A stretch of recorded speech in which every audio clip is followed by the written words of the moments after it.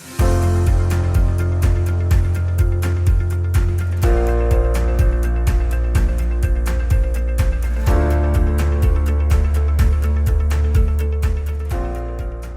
I'm delighted to be here and to meet with everyone today and discuss social skills.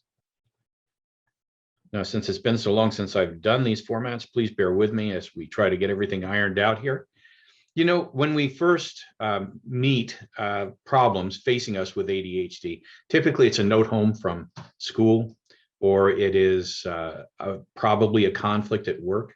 But one of the things that we always consider, there are always some particular problems that are causing those difficulties.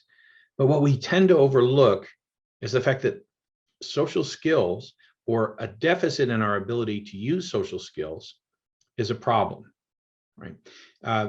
This is a part of executive function, and I'll go into that in greater detail as we move forward, but I'd like to give you kind of a background on what executive function is if you're not aware of that term, if you're not familiar with that term. Executive function has to do with a concept where we look at the brain as an organization, right? Like a company almost. At the very top of the organization is where we, respond reasonably. We make good, clear decisions. We take logical actions, reasonable actions, right? We have an ability to focus on problems and get them resolved. So that's really the way when we talk about executive function, that's what we're talking about. And you can see that this is related to our ability to have good social skills, and having weak executive function is related to this. And one of the tasks or goals for me today is try to help you understand how these are all related. And the good thing about it is, by the way, is that you can change them. You can improve social skills. One of the things I'd like to discuss is the importance of having good relationships and having good social skills that are the foundation of good relationships. So back in 1938, Harvard University actually began a longitudinal study on relationships and how they affect the outcomes in our lives. Now, the results of this long study, think of about 238 participants, were phenomenal. And really, I'd like you, of everything we hear today, this is one of the most important things I'll talk about. So when they talked and followed these people in the study, one of the things they found out was that there were a variety of factors that contribute to the way our lives turn out. But close relationships, more than any of those other factors. Now, those other factors they looked at were genetics, IQ, social status, money, race, didn't matter. None of those factors contributed to wellness and well-being into older age. None of them came close, except close relationships, right? Close relationships, more than any other factor, contributed to well-being as we age. This tells you a lot about the way we are as human beings, the way our brains function, right? You probably heard the term, no man is an island, right? That is true. You've probably also heard of people being placed in prisons where they're placed in solitary confinement and they lose their mind. The brain shows us, right? We have seen throughout history, we know throughout neuroscience, that the brain needs to be in communication with other brains, has to have social relationships in order to function well. And even in the Harvard study that we're talking about right here, they found that delay in cognitive decline closely associated with our social relationships. Stronger social relationships, longer delay in cognitive decline. Also, close relationships, longer delay in physical decline. So how important is it? Well, by hearing that and the results of those studies tells us a lot. All right. Our relationships are hugely important to how we are as human beings and how we age and how we are affected later on in life. Now, executive function, remember, is part of being able to reason, being able to organize, being able to be to control our emotions. All of this is part of executive function. But if we have ADHD, a lot of times we have weak executive function, because that's really the basis for the hallmark of ADHD is really weak executive function. So when we say that, let's say that we have ADHD and we have emotional outbursts, or we don't have the ability to really express ourselves well without getting really upset. That's poor emotional regulation. That affects us negatively when we're trying to have a good relationship. Impulsive decisions, right? Many times with ADHD, we'll blurt out something and we go, oh my goodness, if we even catch it at that point, why did I say something like that? I don't mean that. Because the impulsive side of our brain actually takes over for us. I miss social cues at times. I don't see when someone's really annoyed with me, they're giving me the look, or they don't accept what I'm saying and they're giving me the folded arms and head down kind of look. I miss those social cues. And this makes it incredibly difficult for me to be able to interface with other people, right? And that creates difficulty with long-term friendships. And we just talked about the importance of long-term friendships. This creates a rather vicious cycle, right?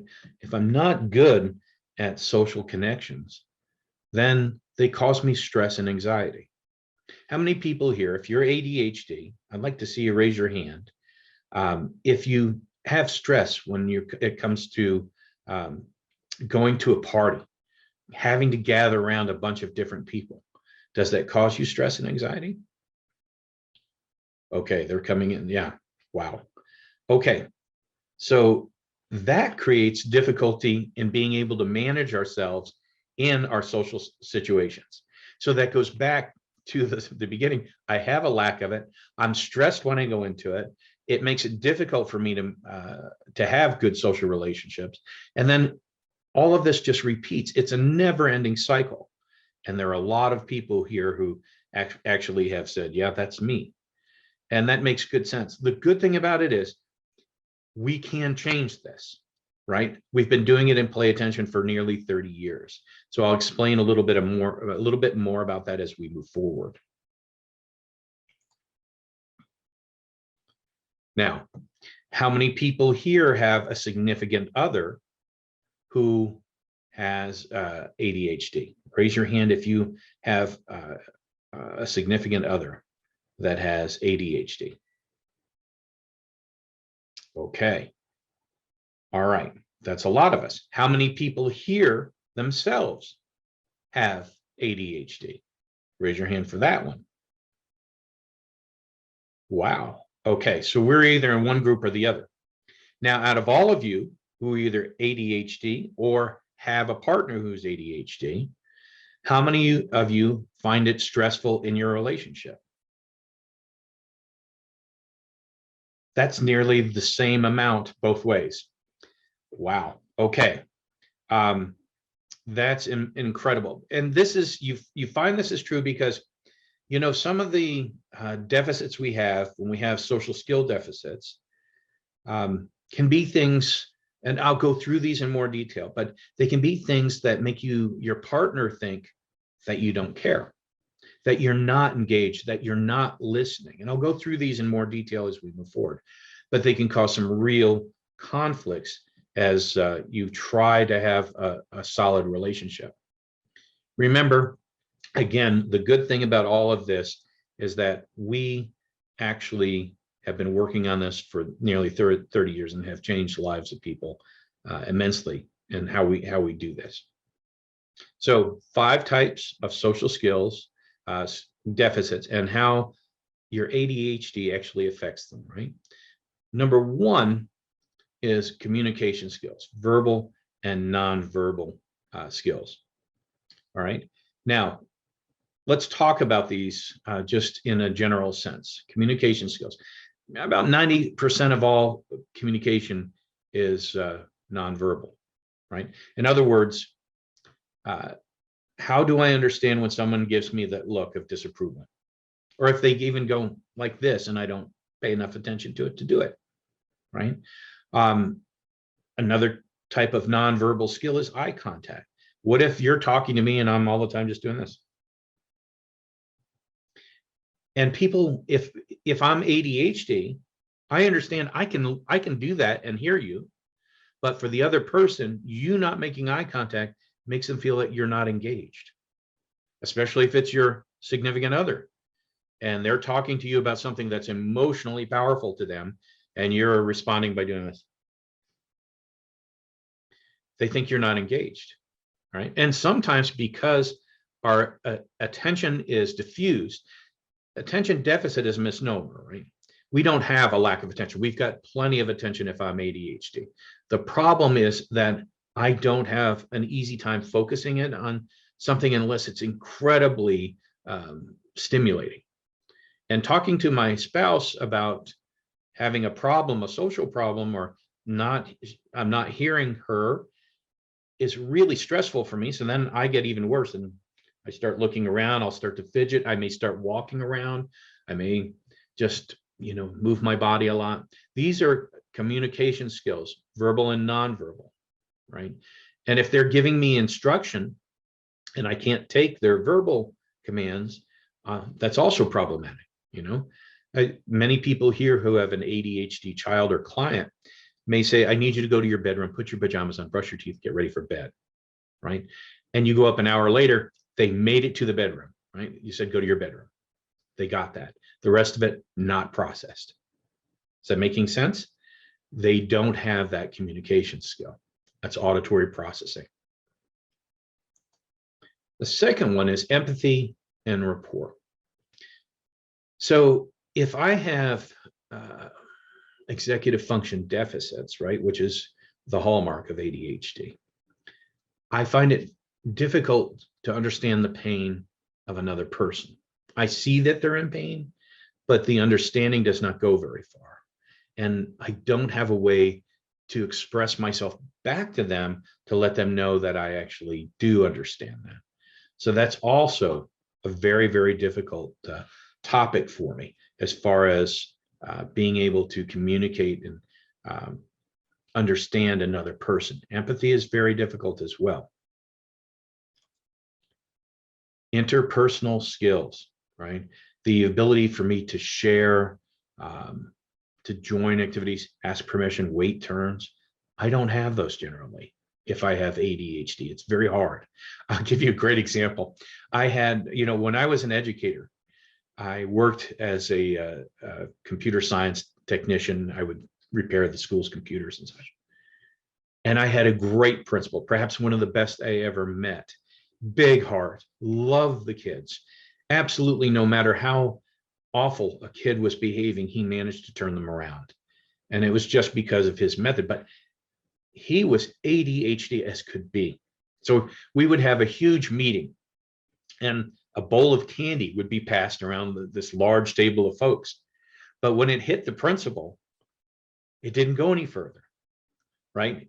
Instead of taking one or two, he'd sit there and open candy after candy after candy, and that bowl would not move. Now, it's not that he didn't know what sharing was, but he didn't have the skill, right, especially in this big meeting, to learn to pass that on. Probably if someone had pointed it out to him and his brain caught it, he'd go, oh, yes, he'd pass it on. But he never even saw that. So it made other people think he was selfish. Definitely not a selfish man. It made other people think that he was insensitive, right? And uncaring, because he should have passed it so other people could enjoy. Nothing to do with the way he really was, but it was just his lack of skill that kind of, to them, that is what designated, or those attributes, why they designated those attributes to him. So having these skills, interpersonal skills, are quite important. Next is problem solving skills, right? And this is a big problem for adults and children with ADHD, right? We have a significant problem, especially in conflict resolution. If I am trying to settle a problem, holy cow, is it difficult for me. because number one, I can't understand what the other person is presenting to me. I'm not really paying attention to it. Maybe I'm emotionally charged at this point. Anyone here ever experienced that? Raise your hand for me if you know what I'm talking about. Oh, yeah. Thank you all for responding. It lets me know that we're on the same page. And then when I don't have those interpersonal skills to empathize or try to ask for help or try to find some kind of conflict resolution, well, I'm not apologizing. I don't see why I'm wrong, so I don't apologize. And if you're on the other side of this table, if you're the person that is working with that ADHD person and they can't come up with anything like that, then you feel that, especially if it's your spouse, then you feel like all you're doing is butting heads. Anyone here, a married couple or just a couple, understand what I'm talking about? A hand raise on that. Okay. Again, the good thing about this is that we can make a difference. We can learn these skills. It's not impossible. It can be done. And you can see that we can nail these. We can go in and create the patterns that you need to be able to identify and resolve your problems. Accountability. Now, this is a real important one. And probably if you have a significant other who has ADHD, or if you here have ADHD, you know that it's really difficult for you to say, I'm sorry, because many of us that have it don't see that we're in the wrong, because the other people are perceiving us as different than we see ourselves. However, the things that we present to them, our inability to have eye contact, moving around too much when they're trying to keep our attention, makes it really, really difficult for other people to understand us.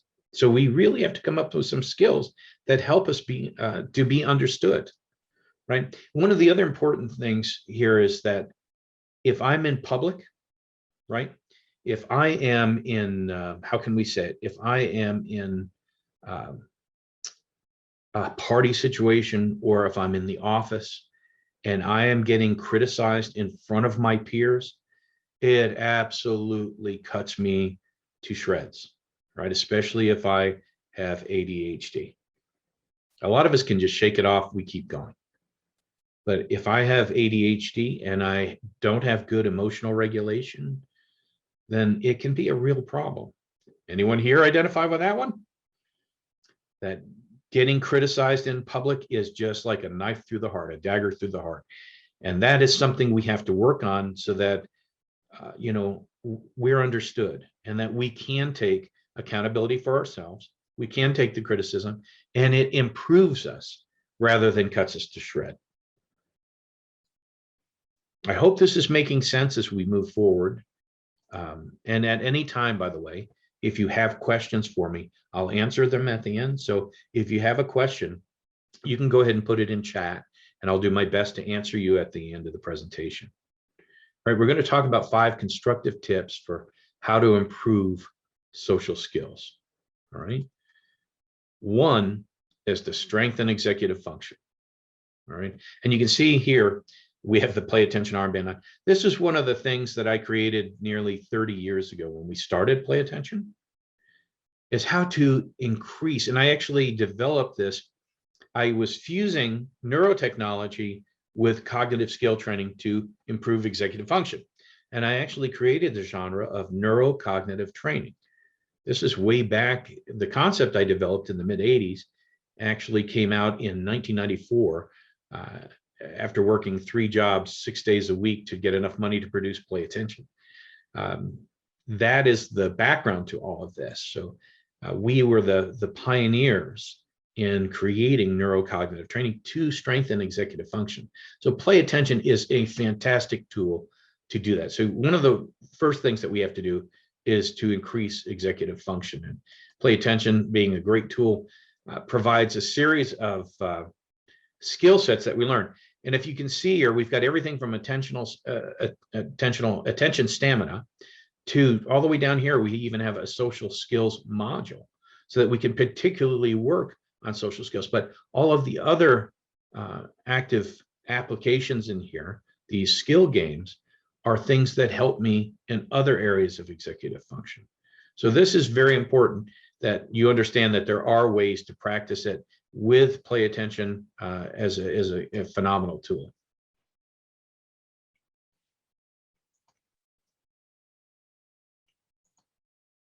Now, we have an assessment package as well that will help you. There are two pieces to the executive function assessment packages. One is called focus, right? Just as the word F-O-C-U-S, focus. And it is a norm-based reference of attention, essentially. It's a test that you take, and it's computerized. And so it takes about 20 minutes, and it gives us an understanding of where you are under this spectrum of attention, and attention even under visual distraction and auditory distraction. So we have general attention, visual distraction, auditory distraction, and we find out where you are and compared to other folks your age. So this gives us a real idea of where we're weakest as far as our attentional control is concerned. And it also gives us the basis to start working on customizing a play attention program that fits you perfectly, right? Rather than guessing at what you need, we'll know what you need. The other part of the assessment package is called the brief, all right? It's a behavioral rating of executive function, right? So what we do is just ask you to fill out a form and answer some questions so we can see how you respond. And that gives us a really good idea, and it's quantified. Both of these packages, these assessment tools, produce quantifiable data, right? And with a brief will tell us where your weak points are and where your strong suits are, especially concerning executive function. Again, both of these tools, both the focus and the brief, give us a really good way to customize a plan of action to get you to where you can perform at your peak. All right. By the way, if you're interested in receiving the assessment packages, just they're normally $50 each because they require about a 40-minute follow-up with you to go over all the data so that you understand what you're up against at this point. So if you put in assessment, just put in assessment in the chat box now, we'll make certain that you get 50% off both of those tools just because you're here at the webinar. So if you would like those, just type in the chat assessment, and we'll make certain you get those for 50% off as well. That way you're fully aware of exactly how where you lie in the spectrum and what we can do to help you out and make certain that we're positively going to be able to help. Okay. Now, you can also, another way to do this is to work with a partner, right? If you have a close friend, if you do, or maybe it's your significant other, or if you just have a friend who's interested in helping, don't have to be that close. You can work with a partner. Now, working with a partner is good because it keeps your anxiety low, right? So that you can develop those skills. You can work on appropriate skills with a partner, right? If it's a child, it could be a parent or a teacher. For an adult, a friend, close friend, or just a friend that is willing to work with you, right? Because a small group like that, just one-on-one, keeps your anxiety low and helps you start to create the skills that you need to work on proper eye contact, to work on voice control, emotion control, being able to stay emotionally engaged. So we really need to make certain that people here understand, if I have ADHD, I am not intentionally avoiding you. I'm not intentionally trying to be disengaged, even though it looks like I am. It is not intentional, and it can be fixed. I hope that makes sense. Now, role playing. Role playing is great, both for adults and children. Excuse me. So role playing, it does require a partner, obviously, right? But it gives you the opportunity to work on social situations that can be scripted or unscripted. I can script going to a birthday party. Now, here's how I enter the birthday party appropriately. And I practice that with my role-playing person, right? Could be a friend, could be mom, doesn't matter, but we can role-play this together. So I learn how to come in to the relationship, into the social engagement birthday party, right? And I do it without anxiety. And I'm able to engage other people in the party without being anxious.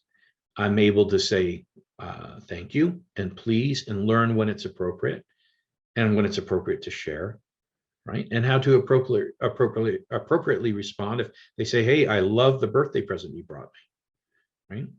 These are all important skills that they can be learned through role play. Have to do it consistently, but definitely can. When we're done with small role play, then we can move on to a little bit larger practice because our anxiety is down, and we can go into small groups. Again, in small groups, we have the ability to get into a busier atmosphere where typically I have trouble controlling my attention. So smaller groups is a good place to start with that, because there are just so many distractions once I get in to groups with other people, and having to know where to focus my attention and to try to control that is harder. And of course, practicing in small groups will give you the ability to start practicing in that, especially if you're an adult. You know, if you are a parent and you want to practice the small group thing, it may be good to schedule a play practice session with just maybe two other friends, two other kids that would understand what you're doing. So you can schedule it too. It can be something that as a parent, you can actually work on and schedule, kind of like a play date, except it's got a little bit of an agenda to it. Now, when we do all of this, all of the four things that we just mentioned, setting small achievable goals is really key. I don't remember the saying, you can't eat the elephant all at one time. You're not going to make changes in all different areas of executive function at one time for social skills. Just not going to happen. What is going to happen is that I'm going to be able to set little goals that I can reach. Maybe, let's say I'm working in a small group activity, right? I'm an ADHD adult, and so I'm going to go into a small group activity, and I'm going to set an achievable goal of at least making eye contact and keeping eye contact with at least two people, all right, during this small group interaction. And I'll keep it short so that I know I can handle it. I'll give myself maybe 10 minutes in there, and I'm going to try to get at least two people eye contact all the time when we're talking. Now, the next time I do it, I may up that to 3 people, right?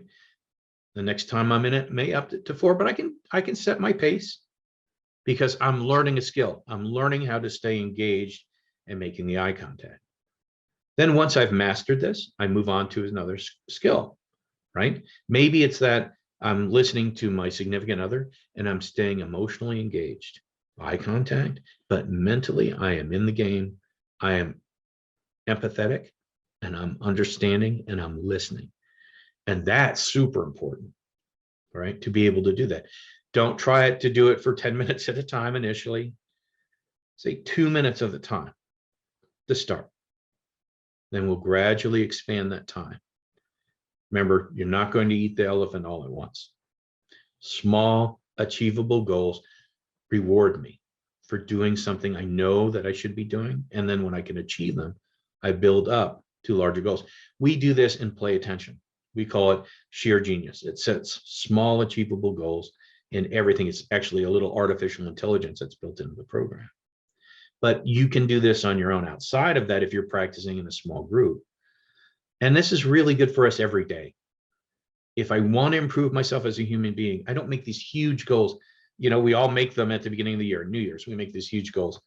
And I don't think there's any of us that really follow through. But if I make small goals that I can achieve, then I'm more likely to not only be able to improve myself overall, but I'll stick with it. Okay. So basically, in summary, right? We understand there are 5 different social skills deficits that we definitely can tackle. Remember, these are all problematic for us. We all identified that. But the fact is that we can work to fix them. We can develop them. They are skills, all right? We can master them just as easy as we can master typing on a keyboard or learning how to text on a phone. Just have to be consistent in practice. We take the steps, basically, and the repetitions, and really having our heart in it and make a huge difference. So absolutely, they can be resolved. And remember, Play Attention has a social skills app here. If you are a current client and want the social skills app and don't have it, just type in social skills and we'll make certain that someone will call you about getting that app. So social skills app, if you would like the app and you already have Play Attention. The next steps, right? Obviously, if you're interested, we can give you the assessment, right? You take the brief, you take the focus. Remember, if you wanted those for 50% off each of them, type in assessment here, right? And we can make certain you get those for 50% off as well. That way we have a really good idea when we do, and the consultation, if you get the assessment, the consultation will be included in that. You don't pay for that. And that'll help us customize your Play Attention program so you can start your Play Attention program. At that point, if you have social skills as a big issue, you should definitely get the social skills module.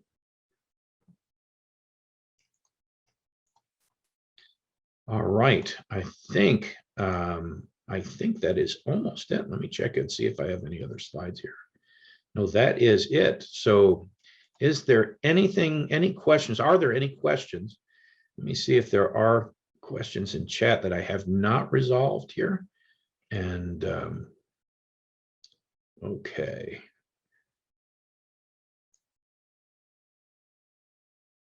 Yeah, so Carolyn said, you know, many physiological and emotional regulation, my physiological and emotional regulation are the hardest things to control. It is, because if you're anxious, Carolyn, that's a really significant point, because if you're anxious, then what happens is emotional regulation can go right out the window, right? You get really emotional quickly, you explode quickly, or you get close to tears very quickly. And it's very, and that creates, you know, redness in your face, you get flushed, your body doesn't feel good. These are very difficult to control, but they can be, and you have the ability to be able to do it, and absolutely can.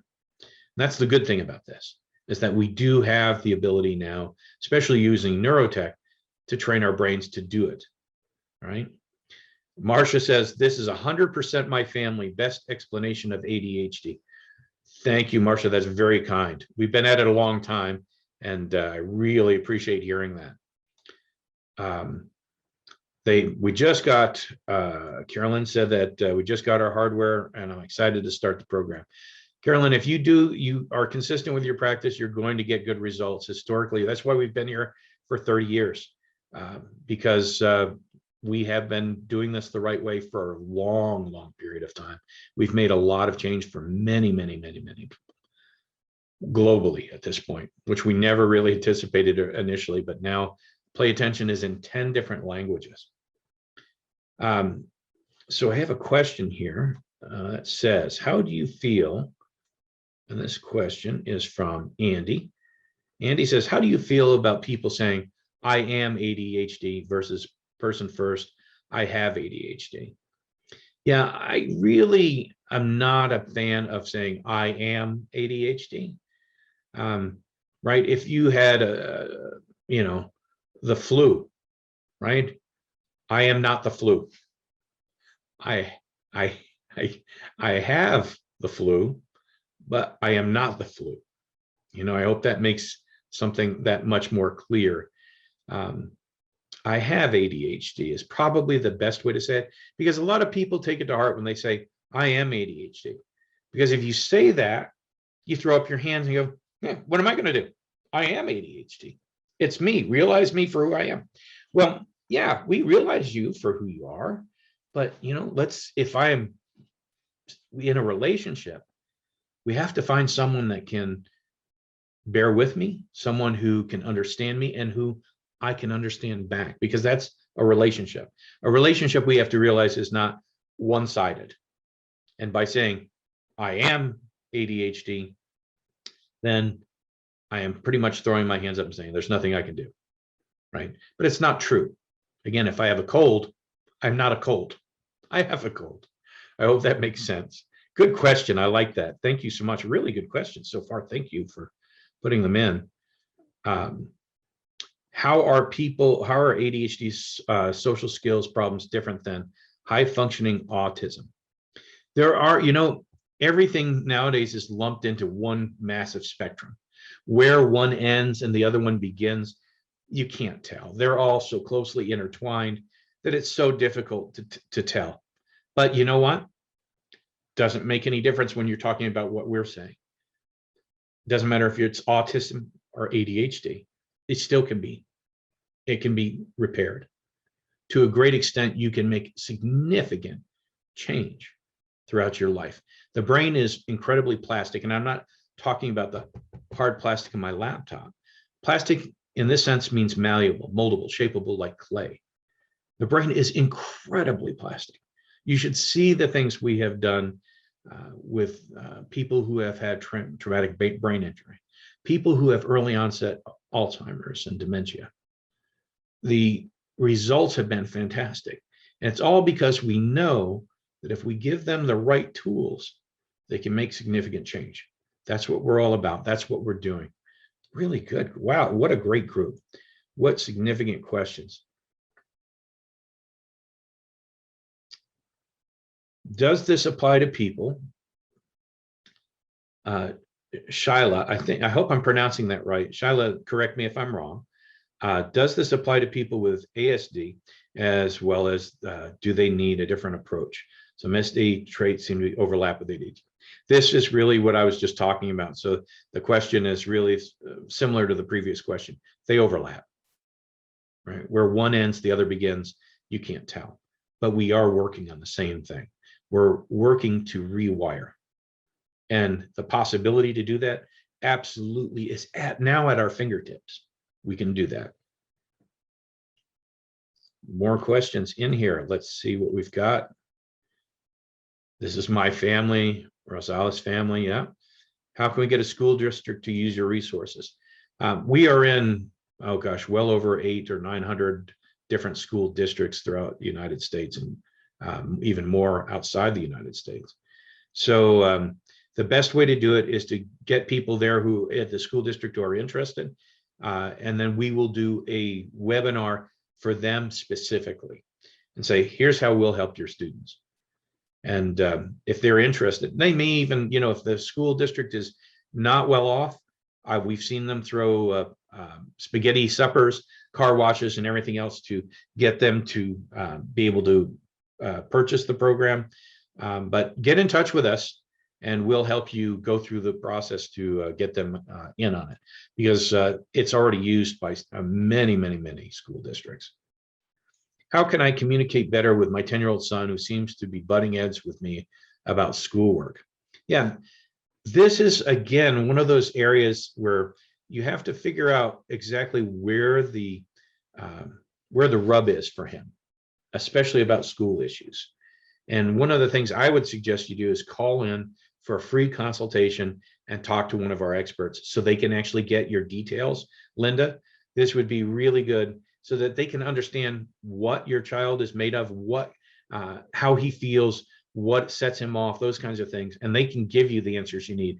For me, just to generally throw out something here would not suit you, would not be suiting to you without being without my particular knowledge of your son and why he's butting heads with you. So I strongly advise, it's free. Just talk to the experts here. We've been at it a long time. They can help you with that and basically help you understand your son just a little bit better. Once we have an understanding of what makes them tick and where the rub is, we absolutely can help you out there. Leote says, I wonder if the hand tremors that recently started are related to my ADHD. I can't tell you I've ever seen that. It's best to definitely talk to your healthcare provider about that. You definitely want to make certain you have an understanding of where hand tremors are coming from. Could be a variety of things, and that's really a medical issue you should discuss with your healthcare provider. Yeah, and I think someone else is mentioning here too that Andy said, thanks. I noticed that sometimes we may accidentally fall into saying that. Yeah, and you said even you today. Yeah, absolutely. I absolutely, when I'm not conscious of it, I'll go, and I have ADHD, or if I'm ADHD. And I say that because I talk about it third person. I'm not, but it's best, I think, especially if you have it, not to include it. Thanks for coming today, Andy, too. And those are really good comments you made. Linda, how can I tell my father-in-law that his 10-year-old grandson has ADHD? Grandfather thinks it's a made-up issue. Yeah, that's until you're sitting at home trying to do homework with him. We haven't told him.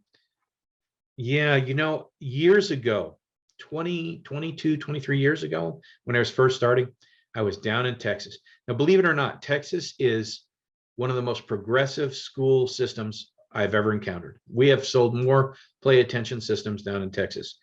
But I actually had 2 Texas principals walk by the booth one day at an educational conference.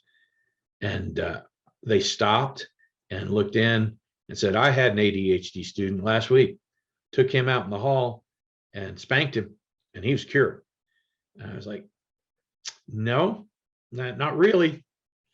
Doesn't happen like that. And that was 22, 23 years ago when corporal punishment was still taking place. And it doesn't work like that.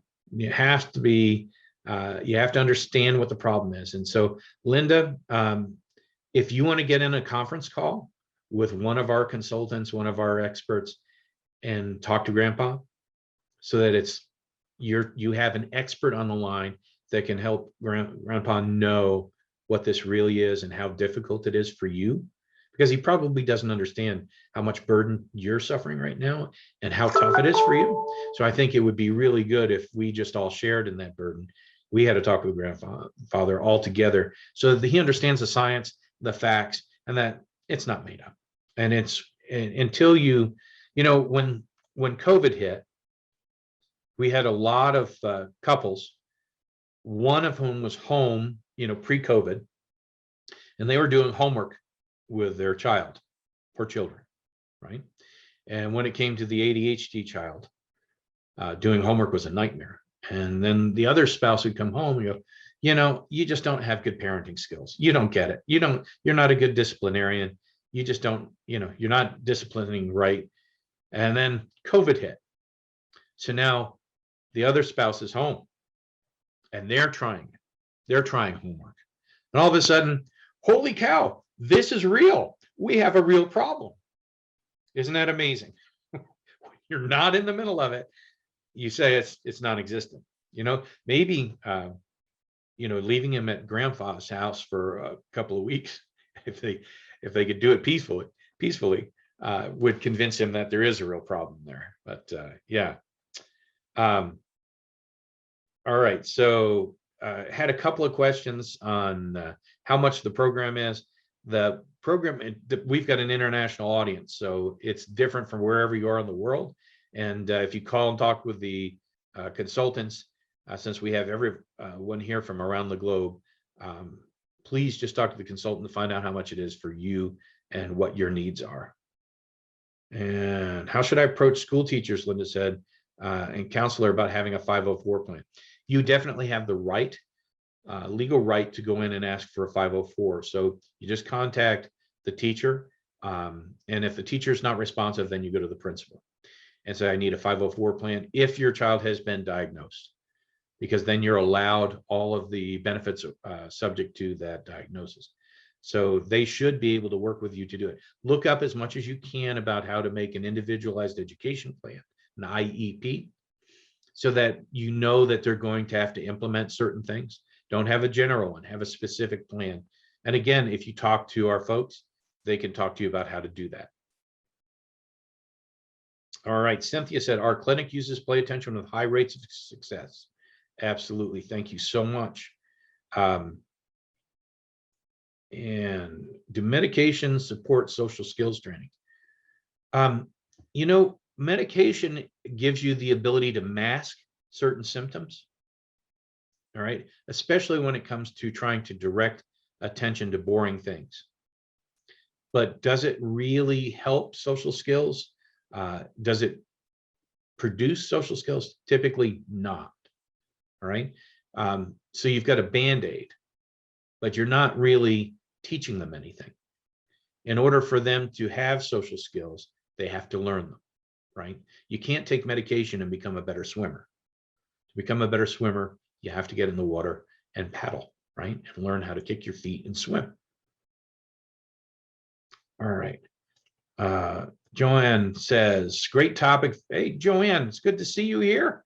I'm glad Joanne's been with us for many, many years, and glad to see that you attend these. Great topic, very applicable to students and parents from going through the pandemic, very helpful to students with disorders. Thank you so much, Joanne. Maya said, do you recommend after 40 hours with Play Attention focus assessment is a must? Sometimes clients are not convinced they are better even with the results. Okay, so yeah, you know what? It is, I would recommend it 3 times, pre, in the middle of, mid, and then post. And that way you can actually see what has happened over a long period of time. And it usually is quite compelling when they see what has happened, where they were, and where they end up. Are grants available? Leote says, are grants available for individuals? We don't supply them individually. However, I think there are certain institutions that do. I'm just not aware of them. I have seen them in the past, but I don't know how to tell you where to get them. You might want to talk to your local CHAD group or something that might be able to help you with that. All right, I think I've gotten through all of them. And thank you so much for being kind enough to be with us today. And especially in times where the world just seems like we're in turmoil, something new every day. And there is a lot of noise to wade through. But we thank you for taking your time, taking time out of your day to be here. And it's just exciting. I've been at this for a long time, and I am just excited to be here to see you and have you here. Thank you so much. I appreciate all of you being here. If you have any further questions, get in touch with us. The consultation is free. Find out what you need and how we can help you solve what problems you do have. Thanks again to everyone. We look forward to speaking with you soon. Take care.